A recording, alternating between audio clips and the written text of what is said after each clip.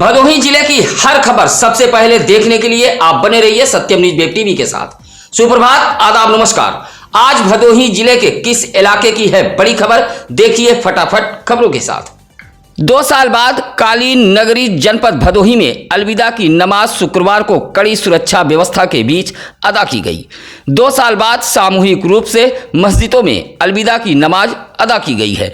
संक्रमण के चलते 2 साल से मस्जिदों में सामूहिक रूप से अलविदा की नमाज नहीं हो पा रही थी, लेकिन इस वर्ष शासन के गाइडलाइन का पालन करते हुए काली नगरी भदोही जनपद में अलविदा की नमाज अदा की गई। इस दौरान मस्जिदों के बाहर सुरक्षा व्यवस्था के तगड़े इंतजाम किए गए थे।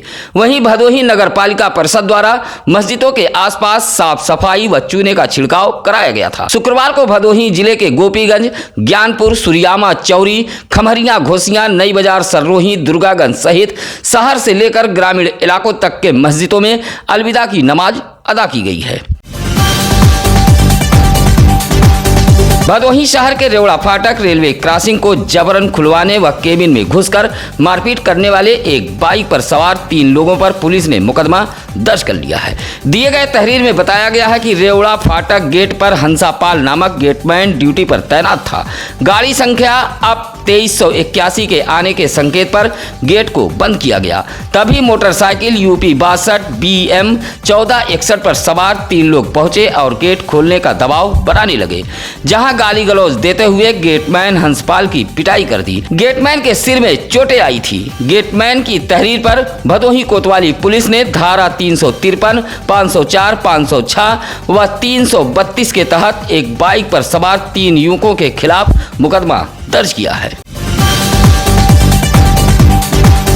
गोपीगंज कोतवाली इलाके के जगन्नाथपुर गांव में एक वैवाहिक कार्यक्रम के दौरान उस वक्त हड़कंप मच गया जब एक वाहन पर लादकर 10 रसोई गैस सिलेंडर लाया गया था। यह सभी रसोई गैस सिलेंडर गोपीगंज के एक गैस एजेंसी के कर्मचारी द्वारा लाया गया था।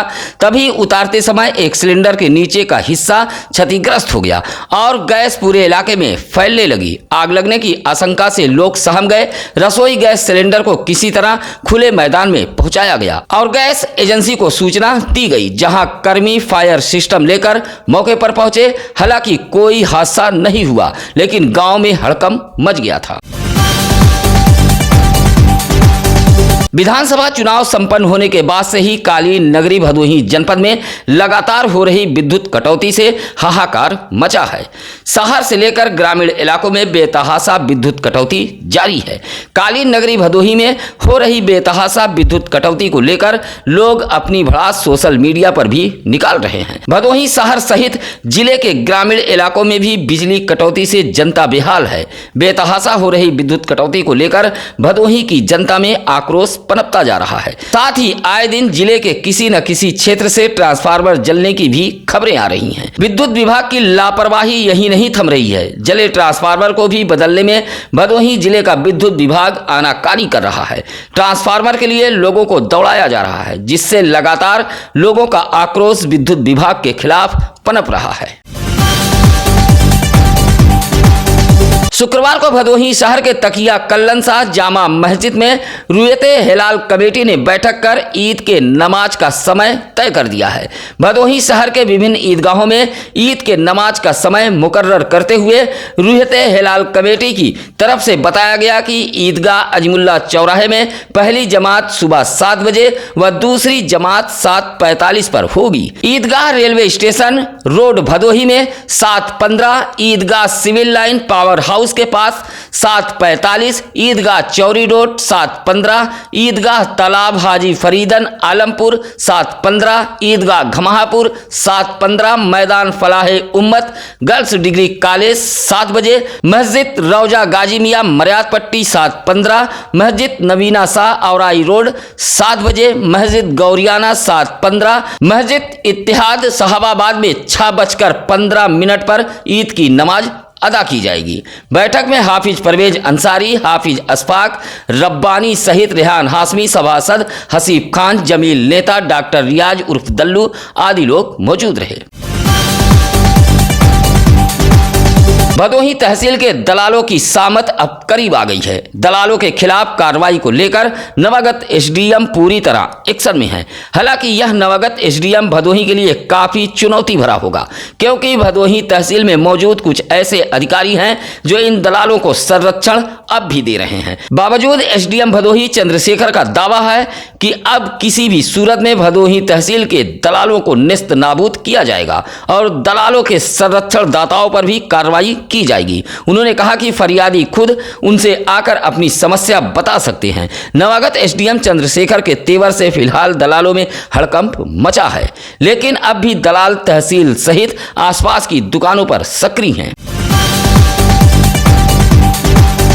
कहते हैं कि घर के मुखिया का असर परिवार पर पड़ता है। जी हां, भदोही के प्रवीण ओझा नामक एक दरोगा के ऐसे ही बेमिसाल काम पर आप भी सलाम करेंगे। भदोही एसपी डॉक्टर अनिल कुमार के एक दरोगा ने ऐसा काम किया कि भदोही शहर के अजमुल्ला चौराहे पर खाकी की वाहवाह होने लगी। दरअसल शुक्रवार के दिन अलविदा जुमे की नमाज को लेकर मस्जिद के बाहर भिखारियों की भीड़ जमा थी। उसमें बनवासी समाज के कुछ ऐसे बच्चे थे जिनके पैरों में चप्पल नहीं थी। 44 डिग्री के तापमान से सड़कें तप रही थी। गरीब बच्चे बेहद परेशान थे।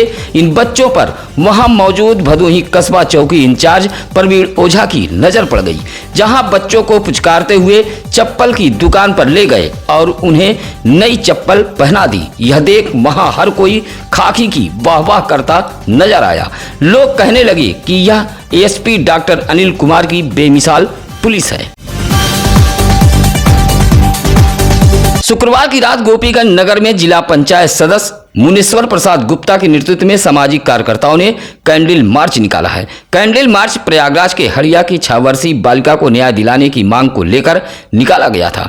कैंडल मार्च में शामिल प्रदीप गुप्ता, भोला गुप्ता, अजय साहू, रोशन लाल आदि ने कहा कि 6 वर्ष की बिटिया के साथ घटी घटना बेहद दुखद है। साथ ही बालिका के शीघ्र स्वास्थ्य लाभ की लोगों ने कामना की है और इंसाफ के लिए कैंडल मार्च निकाला। यह कैंडल मार्च मिर्जापुर रोड से निकाला गया था और बाबा बड़े शिव धाम पहुंचकर समाप्त हो गया। जंगीगंज के यूनियन बैंक के जनरेटर में आग लग गई। आग लगते ही बैंक कर्मियों में अफरा तफरी फैल गई। बैंक कर्मियों ने बैंक में मौजूद फायर उपकरण से किसी तरह जनरेटर में लगी आग पर काबू पाया है। बैंक के मैनेजर रंजीत कुमार ने बताया कि बेतहाशा हो रही विद्युत कटौती से लगातार बैंक का जनरेटर चल रहा था। अचानक जनरेटर से धुआं उठने लगा और आग लग गई। आग लगते ही कर्मियों में अफरा तफरी फैल गई। काफी मशक्कत के बाद आग पर काबू पाया जा सका। आग लगने का कारण जनरेटर में शॉर्ट सर्किट बताया गया है।